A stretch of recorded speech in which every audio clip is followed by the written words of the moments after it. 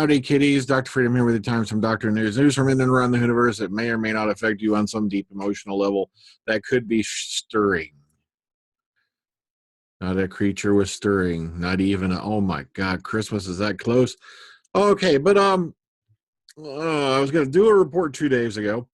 Then I receive a notification that, oh, by the way, I posted the Mark Strickson, Q&A in apparently too many groups that was comfortable for Facebook. So suddenly, not even like almost 12 hours after this occurred, after I put these posts up, oh, by the way, we've blocked you for 24 hours from posting or joining any groups.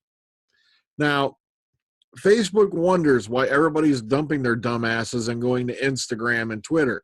Because if someone has a problem with something you post into a group, a couple of button clicks and your history. Or if someone has a problem with things you are posting, it's called mute, block, or basically just get rid of. Or better yet, if I am spamming and someone has a problem with it, you report me. I don't think it's up to the moderators of Facebook to go, oh, I think you're doing this, blah, blah, blah. So now we're going to make an example of you.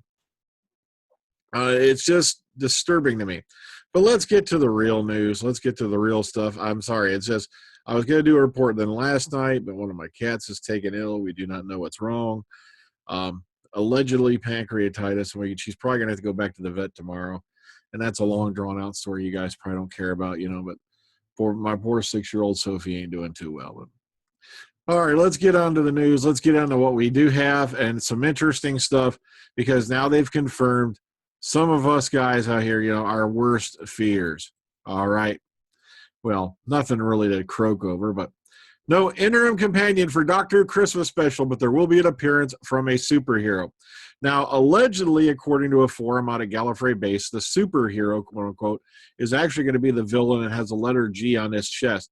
But let's wait and see if we get something more to confirm that before we start jumping off the deep end. Okay. Matt Lucas's bumbling duffel-coated Nardal will fill the space of the Doctor's companion before Pearl Mackey's debut in 2017, say sources, and Justin Chatwin will also star as the quote-unquote superhero. Now, please do not tell me you are going to not only piss away your Christmas special this year, but part of next season, if not all, for you, because we still haven't seen all of it filmed yet, but we've already seen Matt Lucas on set for a few episodes. Tell me you're not pissing away an entire season on Nardal. Really, what is so damned interesting about Nardal that's going to really keep me tuned in for your last year, as the big guy? I'm not kidding. I'm really beginning to worry about this last season of Moffat. Okay, sources of Doctor Who confirmed Peter Capaldi's Time Lord will not have a temporary companion, which means the BBC didn't want to put out money for a guest star. And instead, the companion space, as for yet untitled episode, belongs to Nardal, River Song's former assistant, who was previously seen with his head atop the body of a robot in The Husbands of River Song. We already knew that. Now, whether or not he'll be in this state remains to be seen. If you've seen any of the filming photos, he's running around in that freaking jacket again. The BBC already revealed that Nardal is to appear in the upcoming Series 10, but we can now confirm he'll also play a major role in the Christmas special as well. Okay, and of course, and RadioTimes.com also understands another guest character will be played by Canadian actor Justin Chatwin. He's best known as playing Tom Cruise's son in War of the Worlds, that shit-ass remake that I wouldn't waste on a broke-leg dog. I'm not kidding. It is, and the U.S. remake of Shameless, and the last series of American Gothic, and he's been quote-unquote cast as a quote-unquote superhero character. Now, it's been expected he'll betray a brash figure with an American accent. In all likelihood, a few Dark Interstellar will have a few, interstellar dark secrets of one sort or another. Then blah, blah, blah, blah. And like I said, it's kind of sad when Radio Times is taking things from a quote-unquote source. Because it used to be, they're the guys who used to be tuned right in most of the time. Or at least they get something, a little bit, more close to the filming sources, from a source.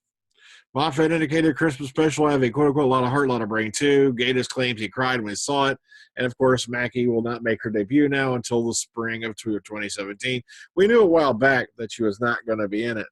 Now, according to this, the opening episode for Series 17 is written by Moffat, executive produced by Brian Minchin, produced by Peter Bennett, and directed by Lawrence Goff. Now, the second episode of the new series has been penned by Frank Contrell Boyce. You know, remember Frankie Boy there, the guy who brought you probably one of the stink bombs of last season, which was called In the Forest of the Shite. You remember that one? The episode where suddenly millions of Londoners disappear and or turn into trees because all of a sudden a city with millions and millions of people is reduced to a couple handfuls wandering around the forest and no one else is running around screaming in panic and or looting or rioting. Yeah, I remember that one. And tigers are running around. Ooh. Okay. So, weird stuff going on there. Ugh. Also found out that Christmas being directed by, I think it's Edward Bazalgette. Forgive me if I got it wrong. That's just, I had the article up here, but it's one of the ones I ditched because it's over almost a week old. And that's the guy, I believe, who directed Girl Who Died, Woman Who Lived. So, interesting that he's doing Christmas. Also, like I said, it's been really very quiet because what's been going on is all the Christmas filming for the last couple of weeks has been in studio and apparently will continue to be so at least for the next week or so that I know of. I'm not kidding. They are really going the extra mile to keep Christmas a secret this year. Also, the fact that we're still not seeing Capaldi out signing autographs. So even, from what I heard, every now and then he'd still come out, for fans, Rothlock and all that, and then it's still not happening. Hopefully, that doesn't mean nothing. Hopefully, it just means he's busy. But like I said, there's somebody out there who should be going, maybe I should apologize. But David Tennant's 10th Doctor voted best TV character of the 21st century. You've got to be shitting me. As much as I appreciate David Tennant's, performances, especially as the Doctor, come on, best character of the 21st century, please.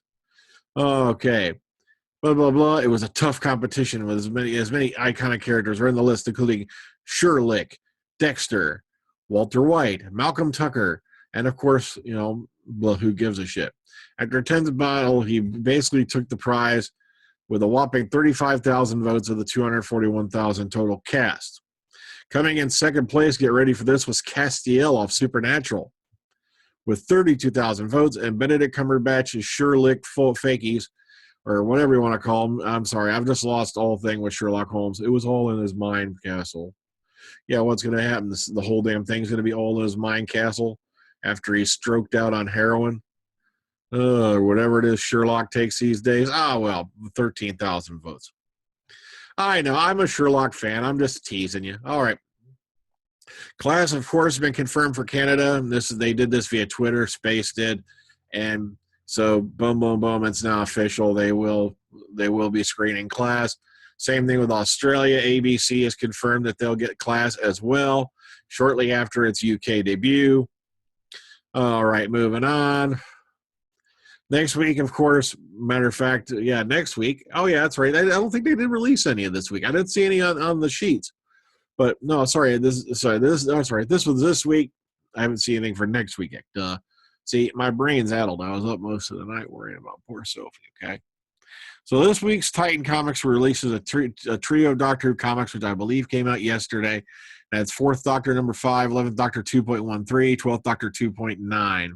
And if you want to take a look at all these, blah, blah, blah, you know what to do. Just go on them, click on them, and the size will increase. And as a matter of fact, you can even read the first couple of pages if you want to, just to get an idea of what's going on in there. Okay, the Doctor Appreciation Society announced the details of their forthcoming special event dedicated to the 3rd Doctor, John Pertwee. This will be on the 23rd of October between 1 and 5:30. Polarity Day will celebrate his time as the Doctor with guests including Katie Manning, Richard Franklin, Bob Baker, and Terrence Dix. The day will also feature a special showing of the Claws of Axos. Tickets to the main event is free and may be applied for via post. See this website for further details. Now, this was put up 2 days ago. Now, if you want to go check into it for full details, it's right here. You can see this website here as well. But like I said, these things tend to go quickly, all right? Peter Capaldi, among many famous faces, is going to be returning to Letters Live this October. You have got to see the one where he faces off against Matt Berry with, I can't remember who the letters were, but it was actually a set of letters that were going back and forth between two opposing forces. And, oh, my goodness gracious, it was hilarious. Because the scary part is when you sit down and think, This is actual letters from history these guys are reading, and they're putting their own little style to it. It's good stuff. Okay, so once again, I am very sorry, but no news on the filming front. They are still in studio. It looks like it's going to be season 10's whole damn theme is going to be Narda. Oh, yeah, Narda. There's something to base a whole season on, a side character, because he said, oh, I'll show up. But like I said, we'll hold judgment. We'll have to see. But really, I'm not going to set my expectations too high if you're basing your Christmas special and most of your next season on Narda. All right. But we'll have to see. You know, you never know. He may surprise us. So other than that, what can I say? Like I said, it's been very, very slow. Very little news out there, really worth reporting. And plus, I've had a lot going on here. I'm working on Death Moon Chapter 3. I've just about got it ready to send lines out for the guys to read. So we can start smashing it together, and hopefully I'll have it out by the end of next week. So we'll have to see. You know, plus you're going to be introduced to a new character named Superfly. I think you'll enjoy his story because it's pretty interesting story where he starts out. Well, until next time, guys, I'm out of here. Like I said, I'll try to make it sooner than later. It's been very, very tough. You know, plus tomorrow I guess we might be having to run poor Soph back to the vet. It depends on how she's doing. But like I said, I'm really trying to stay hopeful, but, you know, it's just sad because they apparently can't find really much wrong with her. Oh, well.